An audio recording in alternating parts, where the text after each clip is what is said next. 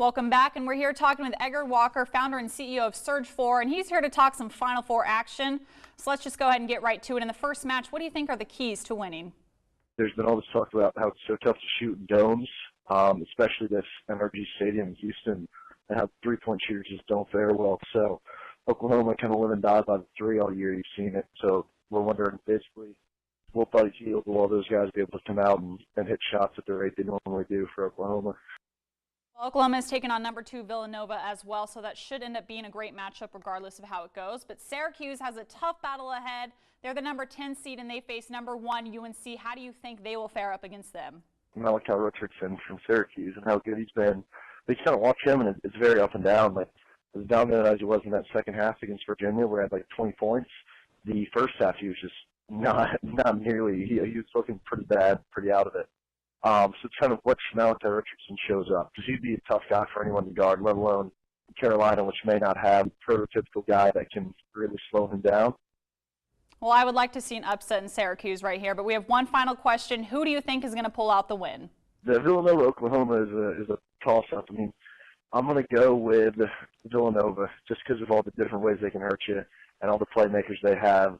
And they've just been so hot. And then Carolina, I think, is playing better than they ever have, and I think they'll get it done against Syracuse without too much trouble. But I think Villanova will give them really all they can handle. I think that'll probably be, rightfully so, the game of the season. But I think Carolina's got what they need. All right, thank you. Well, I've got to go with Villanova as well. As much as I would like Syracuse to upset UNC, I don't really see it happening. I see Villanova taking on UNC in the finals, and that's who I've got to win. Villanova, what about you guys? I got nobody. I can go with that right now. Here's the deal. North Carolina is the best team, as painful as it is for me to say this. But here's the thing.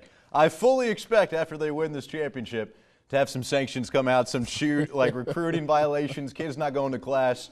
So I really feel like that title's going to get stripped from them. So really it's nobody at the end of the day, which means the reigning national champion next year, in theory, technically, will still be Duke. Calm it down, buddy. Duke will be there next year. When you think about this way this year is going, the NCAA tournament, you can see that all these teams are definitely the products of great coaching. Mike Krzyzewski also a great coach as well. That he is. You know, but 4 of the best coaches in the country here are at the Final Four. I think it's North Carolina's for the taking. Like you said, as hard as painful as it might seem, there might be better players in this tournament, i.e. a Buddy Hield, but there is not a better team in this tournament flat out than North Carolina. I'm going with Tar Heels. Yeah, it's going to be fun. Either way, like we said, it's got to be Duke right now, basically. We're going Duke. We're going Duke. Man, put that down, man. We're in the home stretch now, folks. You can't go anywhere just yet. We're kicking off spring with some pretty good plays of the week. That's up next.